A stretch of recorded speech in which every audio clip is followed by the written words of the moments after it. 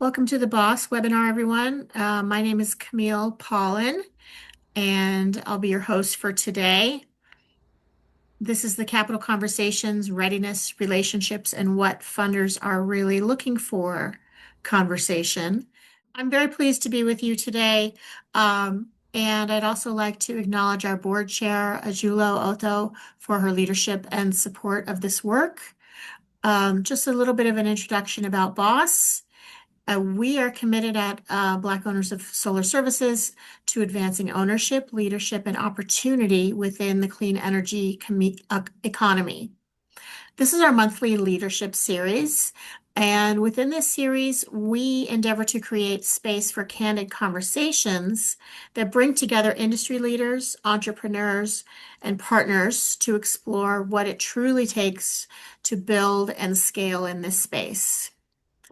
So this series is for our members and the broader ecosystem and our partners, stakeholders throughout the country, those who are actively shaping, supporting, and investing in the future of clean energy. So I wanted to talk a little bit about the topic for today before we get into it. And we are discussing access to capital.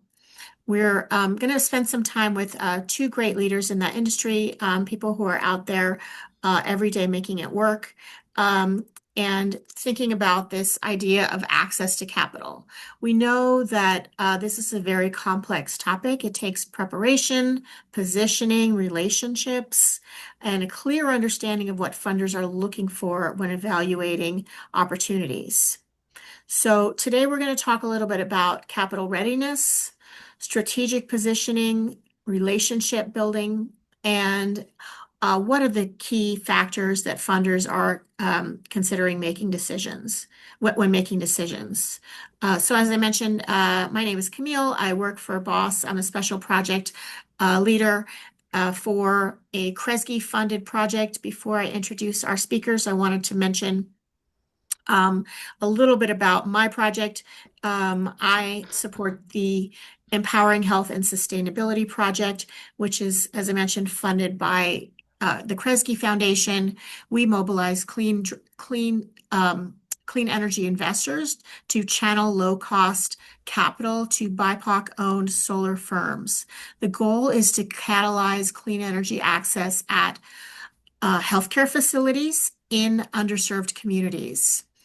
And with this particular project, we are piloting our efforts in 2026 and 2027 in New Orleans.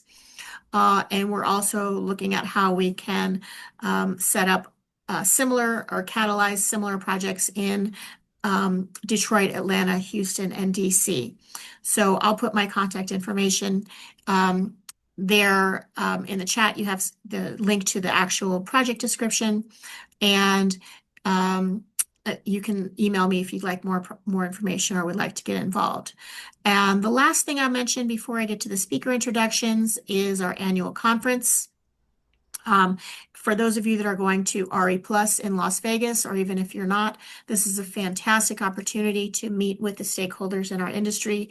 The BOSS annual conference, the Super Saver registration ends July 30th, and Felicia can put the link in the chat for that event. So without further ado, I wanted to introduce our speakers today. First of all, we have Jordan Taylor. Jordan is the founder of and CEO of Synergy LLC, Synergy Grid LLC. And he owns a clean energy and technology firm advancing sustainability in the built environment. Jordan has over 20 years in construction management, energy efficiency, and renewable energy development. He also designs solutions that reduce building energy costs, optimize facility performance, and embed smart technologies into aging infrastructure. Jordan is in DC, where he collaborates with universities, nonprofits, and community partners to build workforce pathways in sustainable construction and energy innovation. Thank you for joining us, Jordan. We also have with us Christian Warren. Christian is the CEO and president of Midflare Corporation. This is a utility and commercial scale solar development company based in Atlanta. He co-founded Midflare in 2009 with his business partner, and they have a deep expertise in developing utility scale projects and have deep experience in site selection, project engineering, interconnection negotiations, building financial models, and managing the construction and commissioning of projects. So I wanted to welcome our guests here today as we dive into the chat. Once again, please feel free to insert your comments into the chat if you would like to have us address them at a later point in the discussion. So we're going to talk a little bit about, in general, regarding this topic. So I'll pitch the first question to Jordan.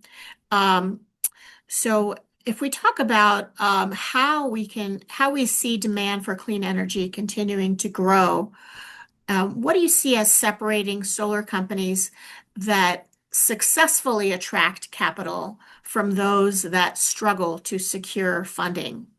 And I'll see what Jordan has to say about this, and then we can toss it to Christian. Well, just to kick off, thank you guys for having me here. Very excited to be a part of another Boss Call. This is actually one of the first groups I got connected to when I got in the industry, so excited to be here.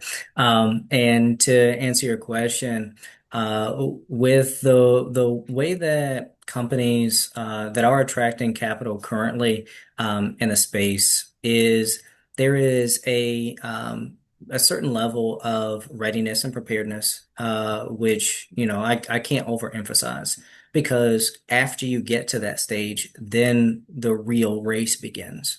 And Christian will definitely speak more to this. We had, some previous coverage of that area, but I also want to kind of double click on ensuring that when you're looking for financing, you have a clear scope of your project, understanding the budget compliance, knowing exactly who it is that you're talking to when you're going for financing, because of how many different flavors of capital there are out there, and knowing what fits with your projects. Because not only do you end up having to speak the language of the financiers. And I know as EPCs, as people in the space, as SMEs in the energy side, it's like we've already got enough that we deal with, but now we have to learn this additional language. And it becomes very beneficial to you because when you begin speaking the language of the financier, then you can translate the value of your services to them and have them understand and appreciate exactly how they should go about whether they have to go to their investment committees or after they go to other board members or partners to approve the financing for your projects. They are not the end all be all, typically the person who is cutting the check for you.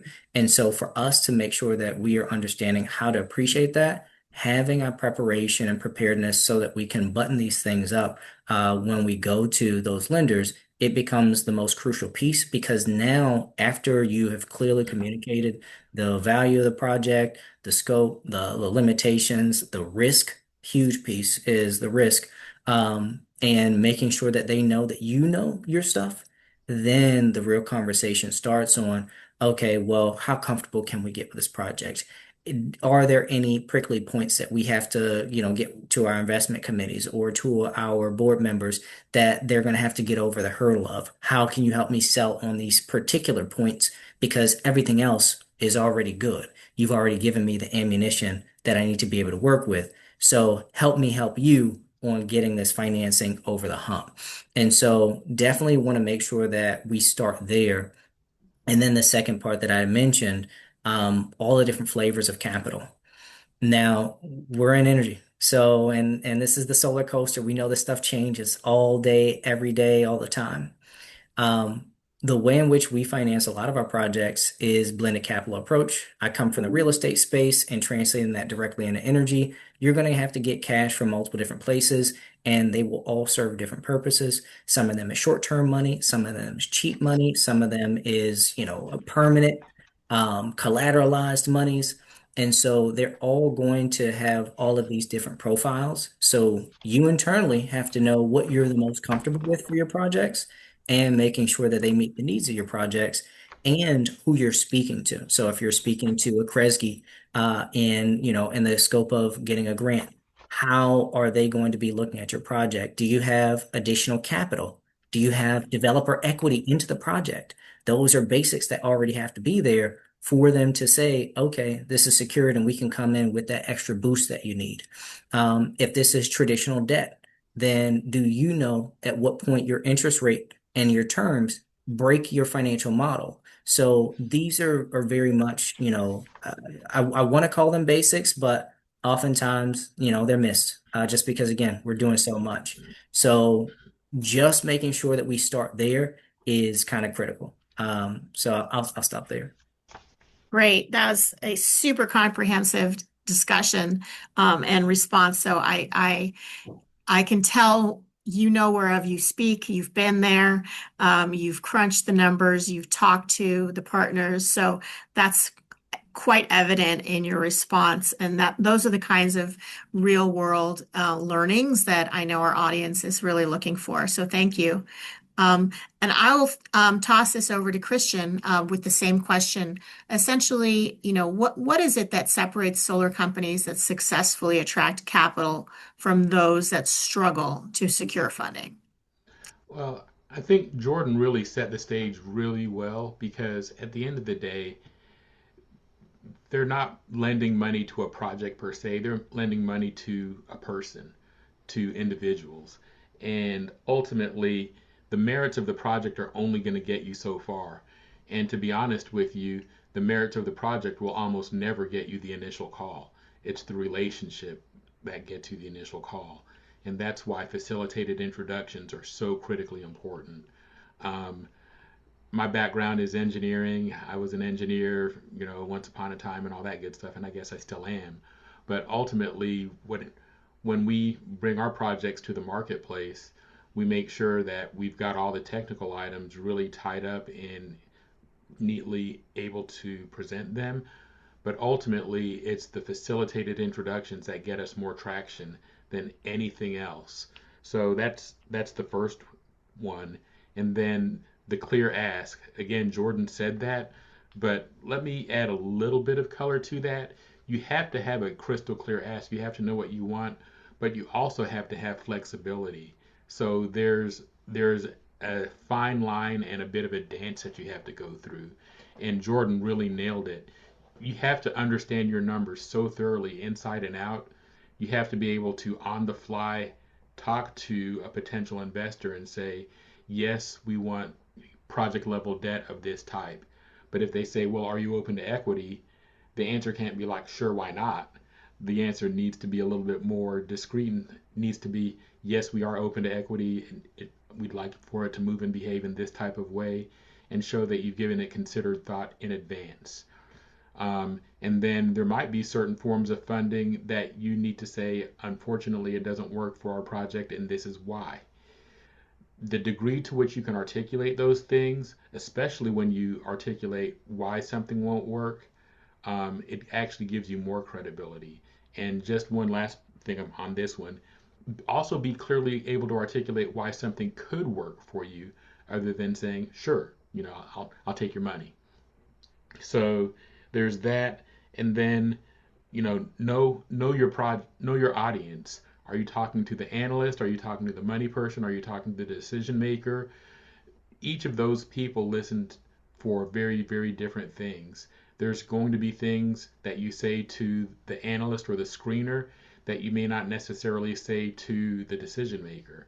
And how you say those things should be subtly different because you only get a certain amount of time with each of those folks and you want to make sure that whatever you say resonates with them. So, I'm not asking you to massively overthink this, but there are certain things that make that'll make sense as you take that journey. So I'll just offer that.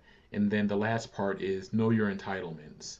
Know when they say, oh, well, have you had your permitting done? Have you had these things done? When they say, are you at NTP? When you say, yes, I'm at NTP, certainly you better be at NTP in the way that it's defined in a market norm way. Because if you're at NTP, but Well, I'm there. I just lack these five things. Well, guess what? You're not at NTP, and then you're somewhat discredited. So just know your entitlements, know if they have a shelf life and those types of things, and be upfront because again, it gets you a lot of credit and credibility with the audience you have. And I'll stop there.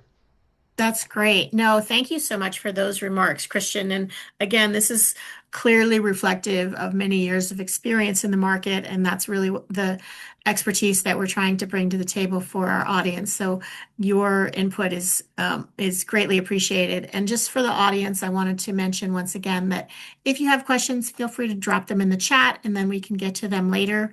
We'll keep going on with our discussion, and we may answer some of your questions, but we'd love to hear what else you all have to say out there. So Jordan, you mentioned something that really caught my attention. You were talking about the solar coaster, right? So we've all been on the solar coaster. Many of us are still suffering from PTSD from having giant chunks of money yanked right out of our hands several years ago. So, talk about what that looks like in terms of a shifting funding landscape. So we know, if the pillars are, let's say, private and philanthropy and public funding, if those are some of the potential configurations, and we know that in many cases, at least the federal funding just won't be there. Um, how do developers respond and adapt with the shifting landscape for funding? Um, so how they adapt, this is speaking to Christian's point about flexibility. And again, my background's engineering as well. So I think it comes with the territory of knowing the limitations of your project. And ultimately, it's an exercise that we go through on every time we approach our projects is how does it break? Where does it break? What is the failure mechanism? Is it that we have overspent? Did we not get capital in time? When you understand the limitations of your project and knowing where things break, that is the outer bounds of your project. So when you're going for funding, you're looking for capital that will fit in the holes and fit in the gaps.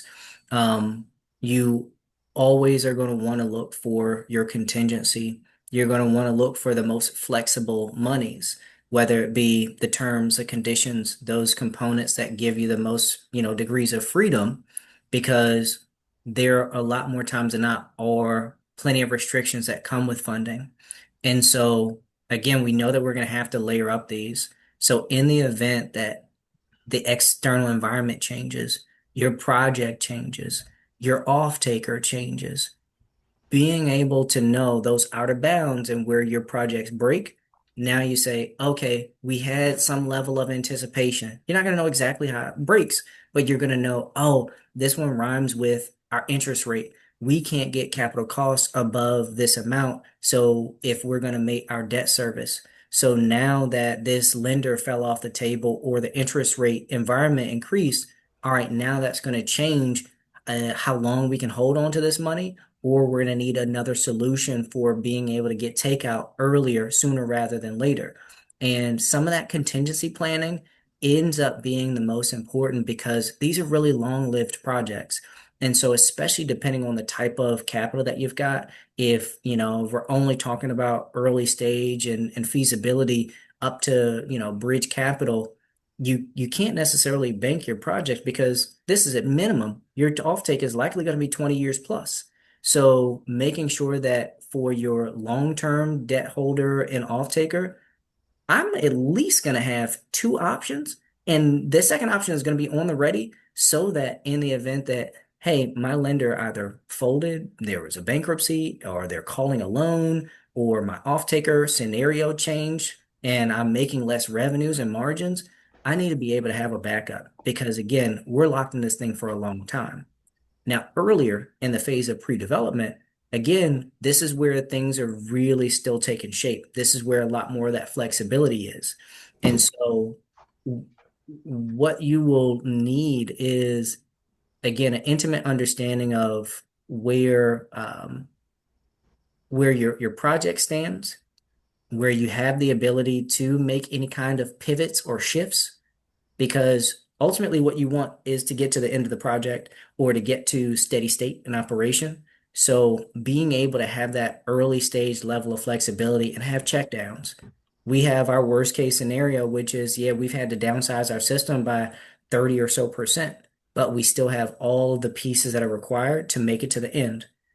And, we start with 100% in the best case scenario, and we want to continue to shoot for that. But having to say, what is a minimum viable, project? And so here, MVP, minimum viable project. And what are you willing to accept? And do you have all the pieces to make sure that you get here? And then do you have backups? Always have backups.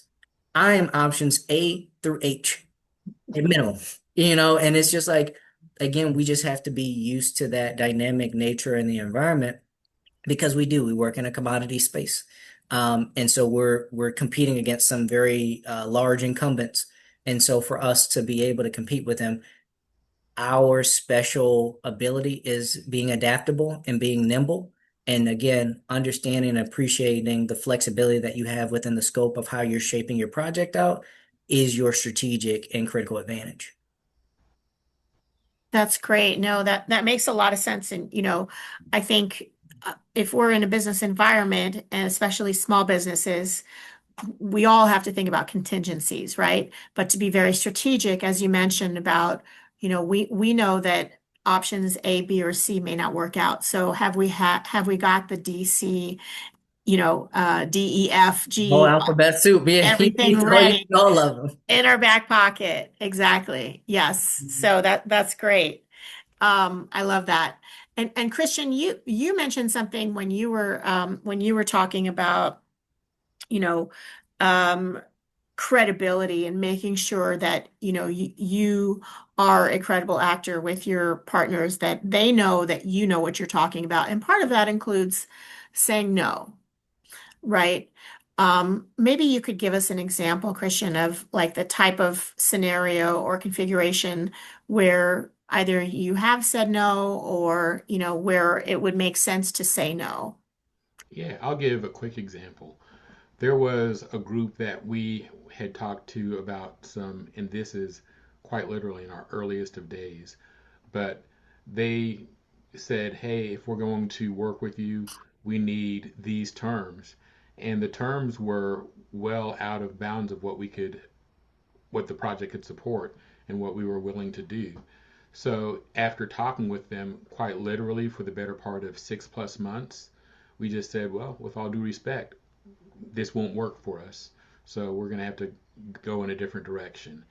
And they were astounded that we said we're going to have to say no.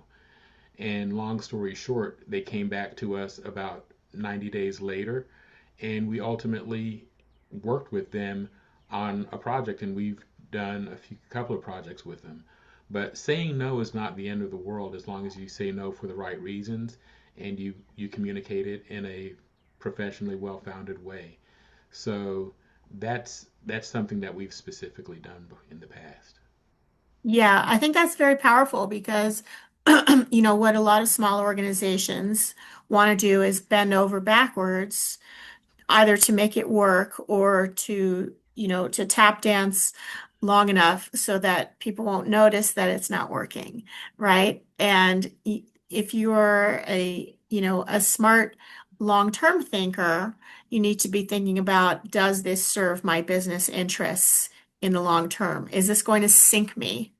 Hmm. Versus, you know, like this may be potentially scary in terms of what it means for this relationship if I have to say no. But ultimately, I'm trying to keep my doors open and I know the numbers, and these ain't the numbers. Yep. Well, And I we, mean, we operate in sustainability, so we need to be sustainable businesses. all right. Exactly. As my business partner always says, look, if the answer is going to be no, I want to get there quickly and understand that very quickly. And that's actually a good practice because the one thing you can't get back is your time. And Exactly. Yes. So, I want to sort of move into another um, focus of this discussion. Um, so, you know, we talked a lot about sort of building funding readiness and sort of what that means. And some of it is relationships, some of it is having a clear ask, knowing your audience and knowing when to say no. These are some of the great um, concepts that I've heard from you in these discussions, as well as contingencies. So, I wanted to talk a little bit more about capital readiness. A lot of companies, they pursue funding before building the operational foundation that investors expect. So maybe the organization is not mature enough or they haven't done enough research. So I'll throw this to you first, Christian. What does true capital readiness look like for a growing solar business? I'm gonna just drill down on two parts there. I mean, we could talk for probably an hour or more just about this issue, but I'll just focus on two quick things. The first is have your receipts. And by that I mean with your entitlements, you need to have a well organized, very thorough, and easy to navigate data room because the data room is where you prove and show the entitlements that you have come together to form a viable project. So having a strong, coherent, easy to navigate data room is extremely important because most most potential investors eventually are going to get to that point and take a look at that, and that's where they say either they're going to issue a term sheet or they're not. The other part is depending on how new your enterprise is, sometimes you might need to be willing to partner with other firms or partner with someone who can give the financial wherewithal to your project. And by that I mean a company might have a stronger balance sheet. They might have something that the potential investors are looking for to enhance the risk profile of what you're doing. Sometimes it's, hey, there's another entity that has more experience in what the investor feels is a critical area that would help de-risk the project. So at the end of the day, being flexible in that way is something that you should potentially be open to, at least in the early stages of what you're trying to do. Yeah, that makes a lot of sense. Um, and you also talked a lot about relationships, that and how critical that is. We know that that's important from a business context, for any business, but let's talk a little bit more specifically about what that means in terms of building those strategic relationships, um, and how that often determines who gets access to opportunities before capital is ever even discussed. And how we build those meaningful relationships with investors, lenders, utilities, and strategic partners. I'd just like to hear your thoughts on that. Sure. Is that for me? Yes, I think, Okay. um, Yeah. So I am still here. oh, there you go. Yeah, some issues. Sorry about that. Yeah. So I'll be brief about it. Basically, capital raising is to use an expression, you're never not raising capital because the relationships and everything else that you form have to be done across time, and you need to do it when you don't need the money. So um, it goes all the way back to board relationships that I formed 3, 4, 5 years ago, and staying in regular contact with some of these folks because at the end of the day, yes, you get to see people at different industry events, etc. But that's why it's important to go to industry events and maintain a presence at those. If you only call somebody when you need something, eventually you're going to get the reputation of being that dude or that lady that, the phone rings, they see your number, they're just like, oh boy, what do they want? What You does know, he want? That guy again. rather than just maintaining the relationship in a healthy, productive way. So, you know, everybody knows for the most part how to effectively maintain relationships. It's extra important in the capital raising space, because at the end of the day, people are not going to lend money to somebody that they don't know. It just Mhm. doesn't happen. And it's take, and I'll just make the point super quickly. I went to an event that was basically a bunch of people, funders, project funders, and people were listening to our project entitlements, looked at the merits of it, and they were just like, okay, yeah, that's nice. Where are you from again? And how long have you been in business? And basically, I don't know you. This has been a great meeting. Thank you. We'll talk to you later. 9 months later, via a facilitated reintroduction, the tone totally changed, and now they're like, oh, wait a minute. Now we're looking at the entitlements a little bit differently. Now we're looking at the merits of the project a little bit differently. It's the relationships that give you the right to talk about the other things that rightfully are important. That makes so much sense. Absolutely. If they don't know you from Adam, like, and everybody's coming up and asking them for money, like that's not a powerful position to be in. The way the Um, market is today, I mean, they've got lots of different options. So exactly. Yes. I'm interested to know what you have to say about this question, Jordan, in terms of relationships and, how to build those meaningful relationships with investors, lenders, utilities, strategic partners, et cetera. And what that means in terms of who gets access to capital. Yeah, and to Christian's point, the people who get access to capital are those people who have developed those relationships. And what that looks like is you got to be outside. You have to represent your business. You have to be connected. And luckily and gratefully, I've bitten the bullet. I like to be in my dungeon, my little cubby hole, and designing my projects. But at the end of the day, I've got to be outside, shaking hands and kissing babies because nobody knows who you are, and you have to make sure that. For me, I've made it a point to make sure that my name is reputable in the space and my name precedes me, because I always look to show up 100%. And you often have to do and be in places, you know, I'm originally from Baltimore. I didn't think that I would be in DC, in the schmooze and all the things that are entailed in that. But what I have found is that it has brought me into a number of different rooms and a number of different conversations that now are fruitful, where we're now doing projects with large hyperscalers. And it now I can track those things back to some of those original conversations and being outside and getting uncomfortable with, doing that thing and making sure to pre-establish those relationships. And then to your point, be valuable. It's a lot of free game that I give out. I look to be helpful. You look to be a human. I'm a person. Christian, if Christian called me up and say, "Hey, look, we got to submit this RFP on something. I need a partner on this." Look to engage, and those are how those relationships are built. There's a lot of initial investment, and sometimes it is investment in yourself by, again, getting uncomfortable and being out there and being able to say, hey, this might not be my thing, but if I'm the CEO, if I'm a leader of my company, I've got to show my employees, if I want them to grow and change, I got to grow and change myself. And I have to be that example first.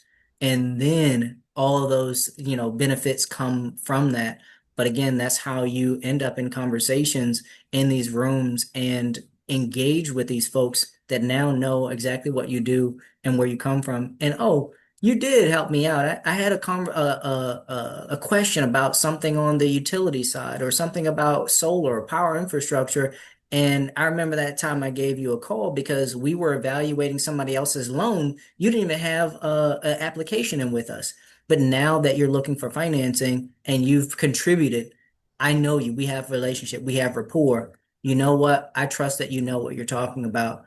I'm going to make sure I run this all the way up the flagpole and just for you because you looked to help me out without any, there was no obligation there. Like I said, it's all free game and you have to be of that mindset because, at the end of the day, a lot of people will, if you come off as the quid pro quo or, I got to get something for this every time, they already know it comes with a cost. And a lot of times people are like, all right, I got to watch out for that guy. So, again, just make sure that you are, out and about, engaged in the space, making sure that people know your name, your brand, your company, and, stand on top of that business. Great. No, that's a great answer. And you hit a lot of key points that sort of segue into what I wanted to ask you about next, Jordan, which is, you know, value proposition, right? So you're talking about situations and scenarios where you're showing you know what you're just talking about, you're a player in the space, you deserve to be there with the big boys, right? You know what you're talking about. So, how do these how would you recommend your peers and other solar entrepreneurs strengthen their value proposition in the market space and become more attractive to investors, let's say over a time scale of like the next 2 to 3 years? Okay. So what that looks like is first is knowing you. Who is your person? Who is Jordan? What is Jordan's strengths? What are Jordan's cheat codes? And a lot of people know me. I like to tell people I've been banging hammers since Pampers, and that is not an exaggeration. My dad did not believe in child labor laws, so that's a strategic advantage that I've got. And so understanding my familiarity in that space, I always lean into my strengths. Building on top of that level of confidence, I'm able to lean into what I enjoy doing. And that has helped me find my lane, find my thing. Once you have that thing, I mean, like I said, people don't have to tell me about or make me spend extra hours or overtime in learning about the energy environment. I've become an expert in the space just because it's fun for me. This is what I like to enjoy doing. Now, when you talk about forecasting, I have much more appreciation for what my industry is going to look like in the next 2 to 3 years and really the next decade because tracking on this for so long as I have, again, that's the cheat code that I've got. I got time in the game. And so, what's your cheat code? What things can you build on top of?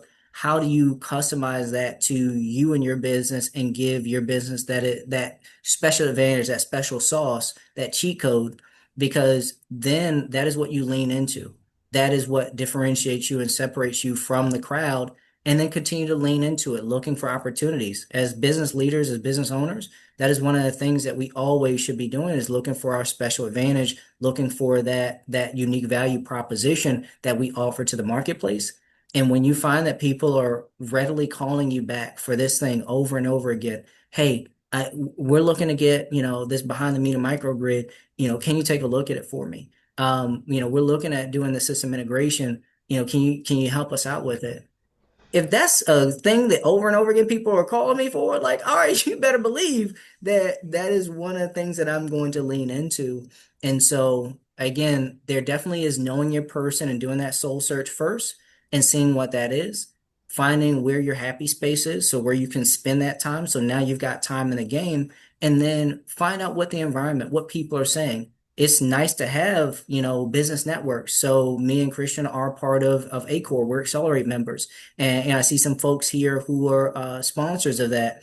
And being able to get that outside perspective to say, hey, if somebody, if you were to pitch me to somebody else, what would you say my cheat code is? And get that external kind of validation and opinion, and to be able to work that and shop that out. So, like I said, ultimately it is knowing yourself, knowing your person, knowing your industry, and finding out and spending time to figure out how you can leverage that cheat code to your highest advantage, so that you can offer that special sauce to the marketplace.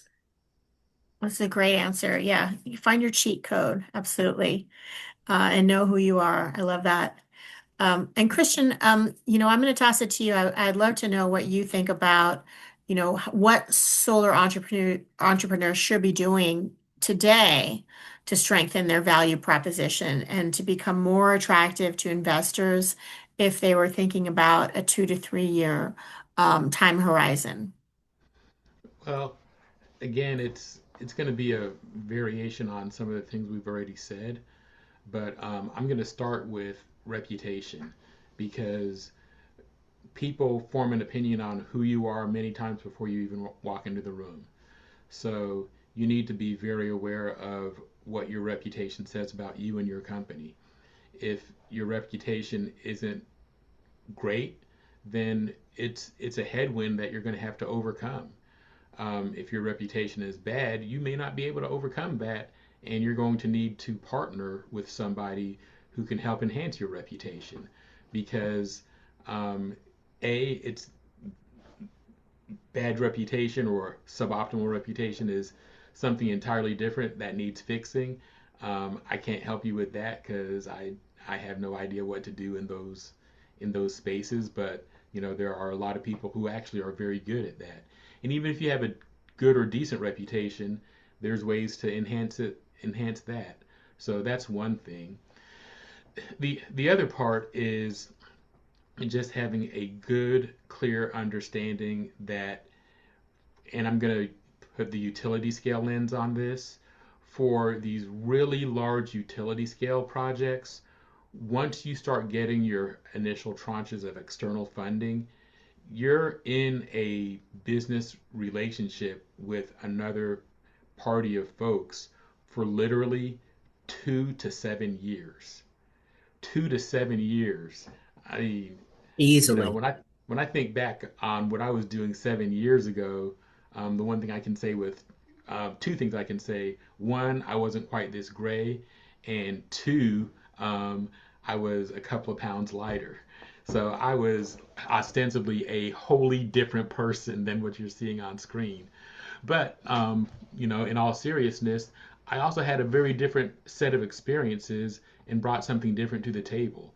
So understanding that you're going to be in a relationship, business relationship with another entity for potentially that length of time, if you choose to keep the asset, you need to understand building relationships in a healthy, productive way to facilitate something of that duration. If you're choosing to build something and sell it, then that's a whole different business model, and you need to understand what that is. But the 2 to 3 year window that you suggested, that's the minimum window for utility scale projects. And if you're looking at doing portfolios of projects, that's a similar window. So, again, Mm-hmm. you know, I'm going back to and playing the relationship card, but it is so important. Yes, that's great. No, I think um, it brings to mind something that occurred when I was living in New Orleans because I spent quite a long time there working on sustainability for the city of New Orleans under two different mayoral administrations for utility subcontractors and in the nonprofit sector. So, I was there when the ERA funding came. I was there when all the we got an injection of cash to sort of start up a bunch of solar industries down there that many of them didn't survive. They became sort of like opportunists or fly by night because they were not adhering to some of the principles and the long-term thinking that you all are discussing. So, I would invite everyone on this call to, um, think about it, as you say, Christian and Jordan, from a, 5 to 10 year perspective rather than a 2 to 3 year perspective, because a lot of those organizations that were doing solar in New Orleans, for example, were not able to survive the tumult and the changes.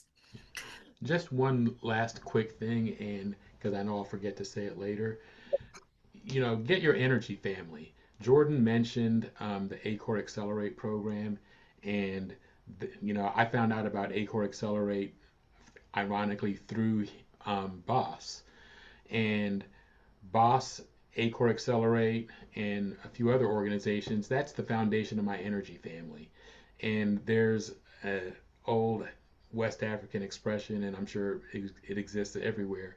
But if you want to go fast, go alone. If you want to go far, go together.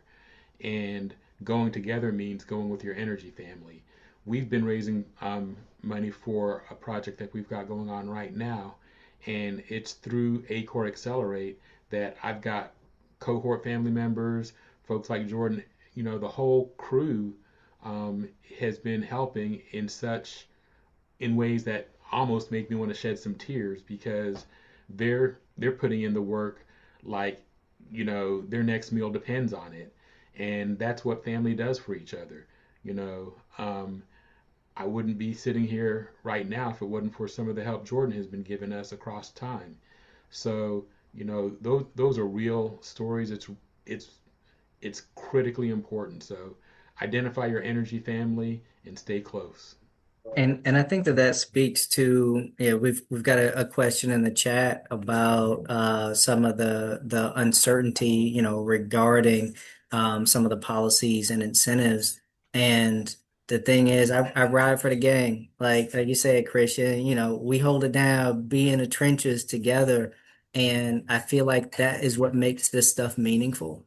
Yes, I'm a hippie, I'm a tree hugger, love the environment, love the planet, but I love my family.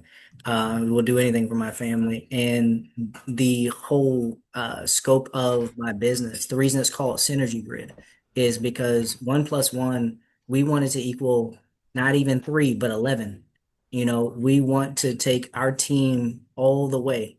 We're going fast and far, with the whole team. And so what that does is when these headwinds, come, when we're on the solar coaster, knowing who we are working for, the communities that we're serving, the mission that we have, none of this stuff matters. It is like it's got to happen regardless. I just got to get more creative about the way in which we approach it. If I know that I can't get this capital or source of funding, like we talked about, being flexible in the beginning, you already got to know where your stuff's going to break. And so we already know how unreliable government and federal fundings are anyway.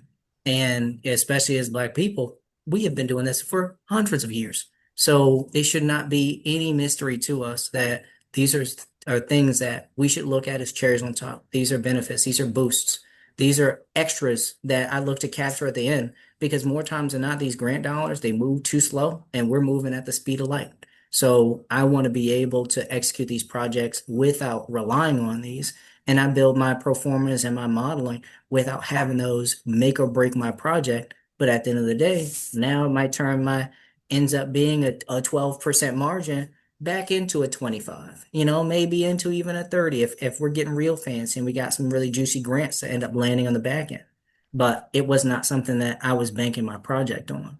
And so in the face of, let's say, headwinds and administrations and support for our communities and our needs, we already know that, Black communities have the most and highest energy burden. The reason I went off camera, we had a power interruption, and we're going to see more of those happening throughout the United States. And again, most of them will be impacting disproportionately our communities. So at the end of the day, can we look to say, oh, just because the administration changed, we can hands off, we can slow down? No, we got to double down. We got to make sure that we're more active and engaged in the communities because if not you, then who? It ain't too many of us in the space. So where else are they going to go? And the community needs that support. Absolutely. Yeah. And I love that idea of that Christian mentioned of, your energy family, right? So, we know that we got people in this space that we can talk to and partner with and ally with. And, just on the back of that question, Christian, talking about the election cycles and the growing uncertainty, um, of what happens with incentives and policies, et cetera. Speaking specifically as a Black and Brown owned business in the solar space, how do you navigate that space to stay investable and competitive and positioned for growth? I mean, ultimately, it comes down to you have to be an absolute. I think Jordan, I might have heard this from Jordan the first time. You got to be a policy beast. You got to know inside and out what policy really means and how to use the policy to your advantage. So if there's no ITC, um, then know what else is out there. There might be new market tax credits. You have to know those inside and out to see how it applies to your project. There might be opportunity zones. You need to understand how opportunity zone funding can be deployed into your project. You have to understand from the state, county, and civic level what could be incentives to help bolster your project. You have to understand foundation money that can flow into your project. Now, I just named half a dozen different things, and there's always an area of overlap where they all come together. So, say for example, you were planning, and I always default to utility scale solar because that's kind of where our roots are. If you were planning on doing a utility scale solar project and you no longer qualify for the tax credits, well, maybe what you need to do now is partner with someone and do an industrial park. Well, guess what? Industrial parks still get funded. And if you're providing the electricity for the industrial park through your solar development, then now your solar project can get funded, and it's okay to oversize it because there's nothing that that these guidelines say about oversizing it. So you can still make it grid tied and do some of those things.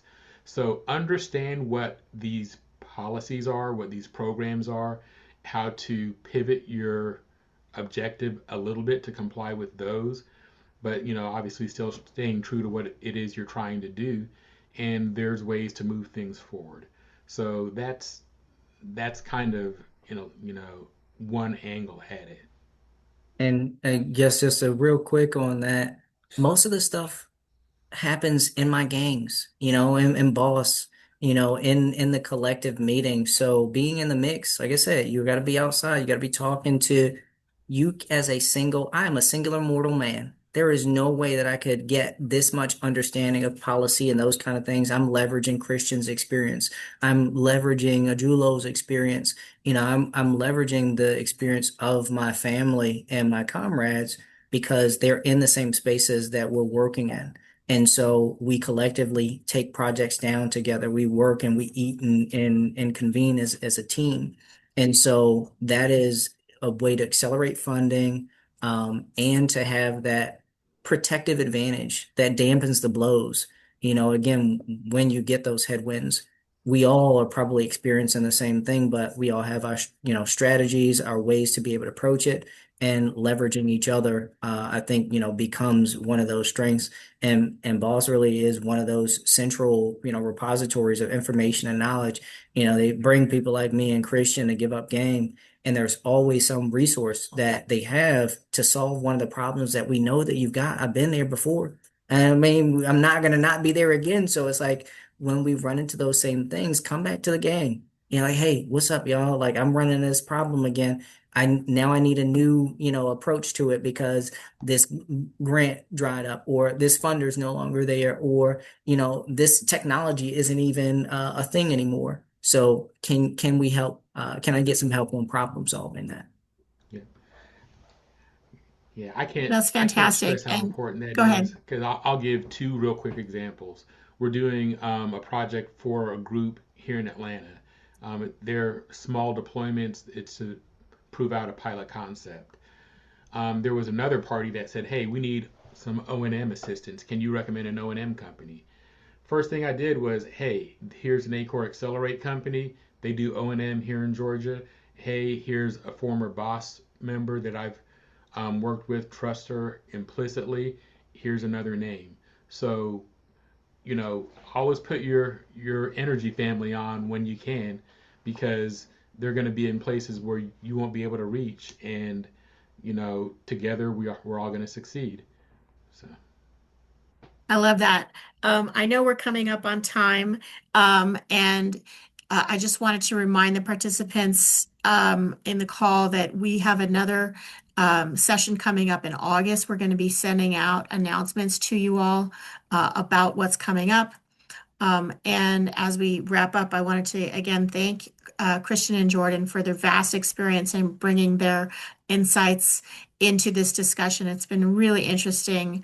I hope that everyone else on the call has gained something and feels that this was a deep discussion into the topic. I know, as you both said, we could go on about this for hours. So this is meant to be jump starting our thought processes as we sort of build our energy family and start to build our relationships and think about things like contingency plans and those kinds of things.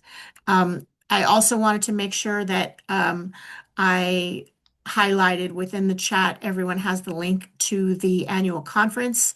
That's going to be a fantastic event in Las Vegas. We invite everyone to register before July 30th when the prices go up, but you have the inside insights to get registered early.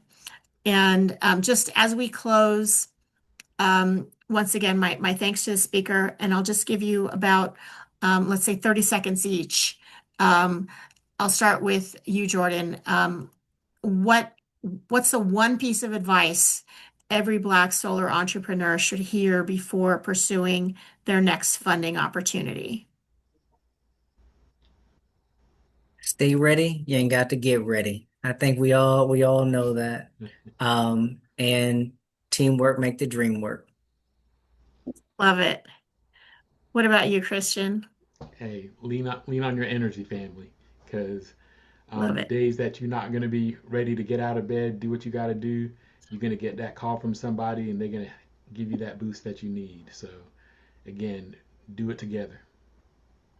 Great. Well, once again, on behalf of BOSS, the leadership and board, we'd like to thank our panelists, thank our audience, thank our administrators behind the scenes, and we'll see you all next month.